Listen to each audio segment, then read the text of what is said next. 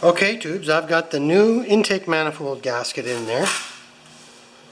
I've got the linkage hooked up, throttle and choke. You should be able to see the choke there. Yes. Trouble is I can't see, right? So now I'm just going to give the tractor a little drink of my famous gas oil mixture. Maybe.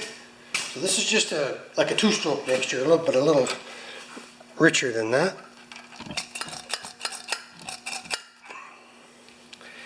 And now we're going to see if she starts.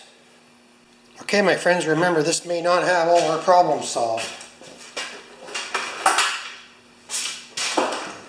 But we've come a long way.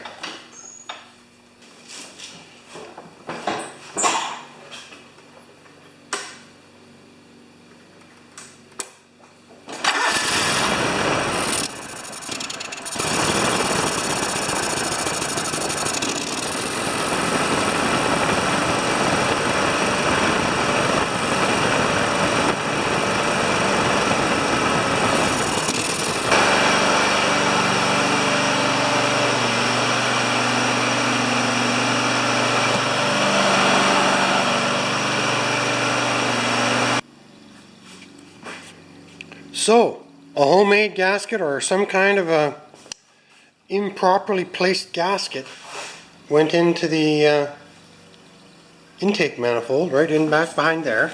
I put everything back the way it was when you saw it start, except for the air cleaner there. And I'm thrilled. I think I'm even safe enough to take you for a little ride.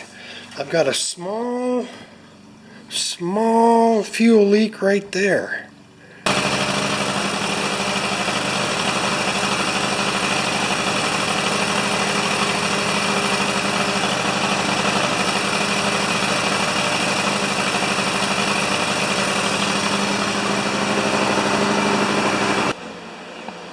Alright guys, furnace is going, tractor's flying, but you saw the smoke, eh?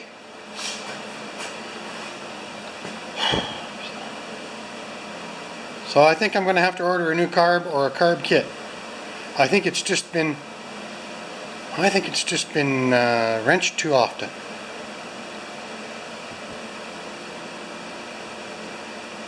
But I've heard rumors that these little motors are hard to tune, so I don't want to give up. Thanks for watching, guys. Okay, tubes, I think we got some kind of a float issue. I got a manual tank,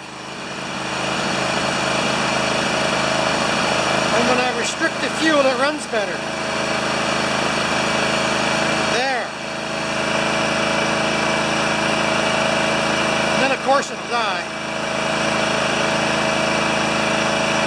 A little bit of gas in at a time.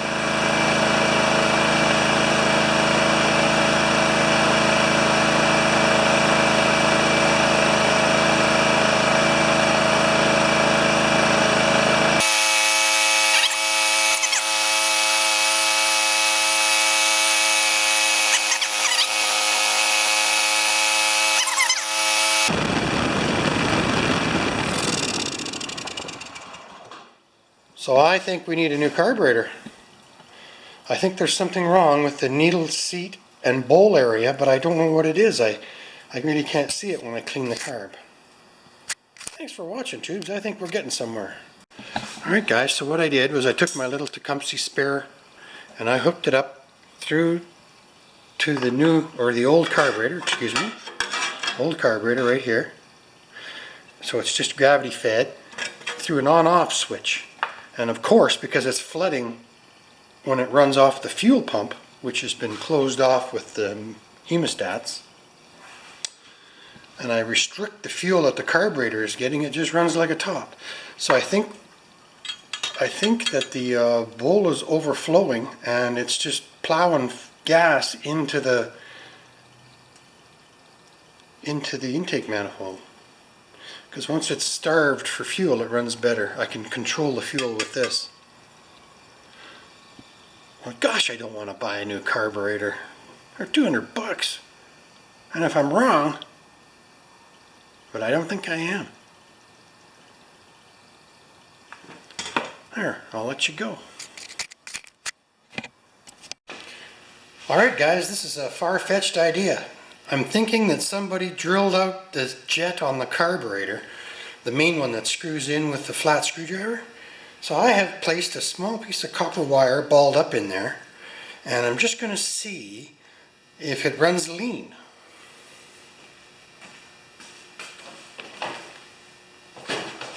Risky.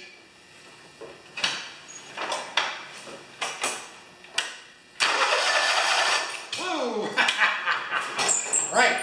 You gotta have the fuel hooked up from the fuel pump. This is a guess.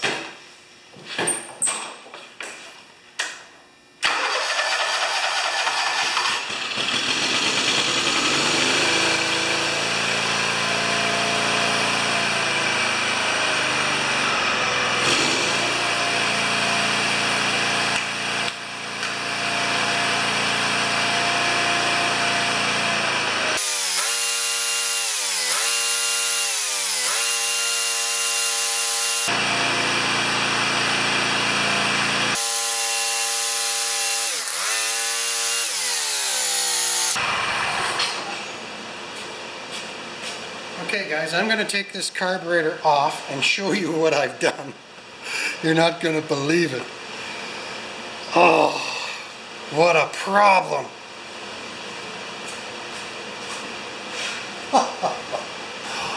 Unbelievable. Okay, I'm sorry my furnace is running and the door is open, but I am just going to show you what I did here, guys. I took the carburetor back out. I'm getting pretty good at taking it out and putting it back in. But if you can look in there, possibly... No, you can't. Let me get some light.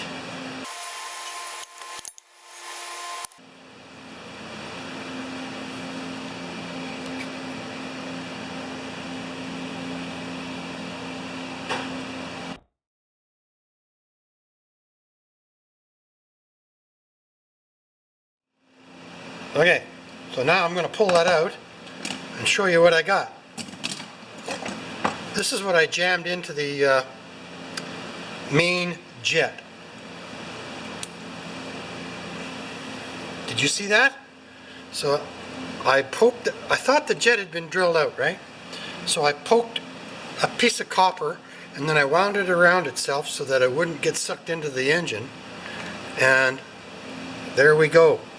I reduced the size of the jet hole and the engine's running good. So I think I'm just going to order a new jet if I can. Now to prove it, I'm going to put it back on and see if it runs rich again. Crazy.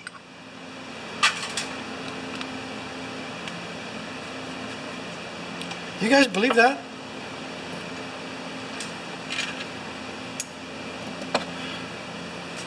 I just noticed that the hole in the jet looked overly big even for a 15 horse motor.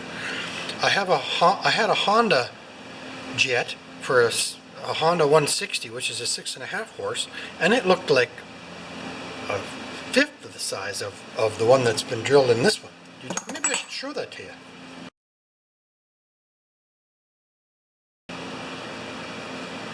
I don't know if I can do this. Look at the size of that hole. It's huge. So I'm going to go order a new jet, guys.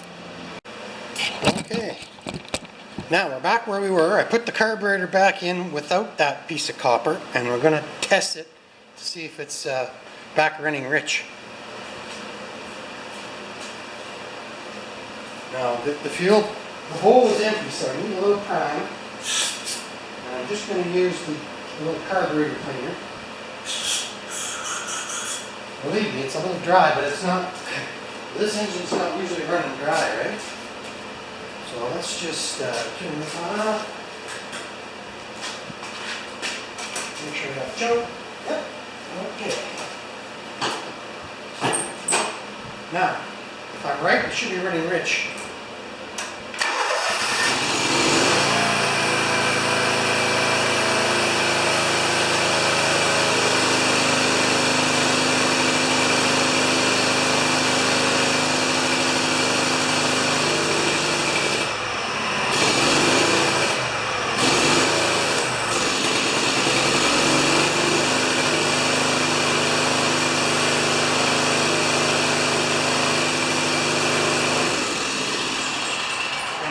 blowing black smoke.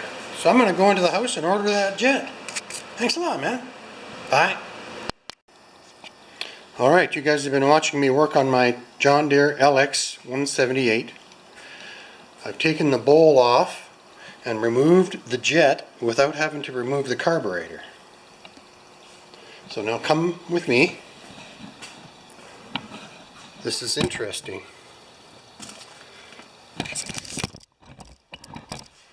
Ooh, I got sunlight, daylight.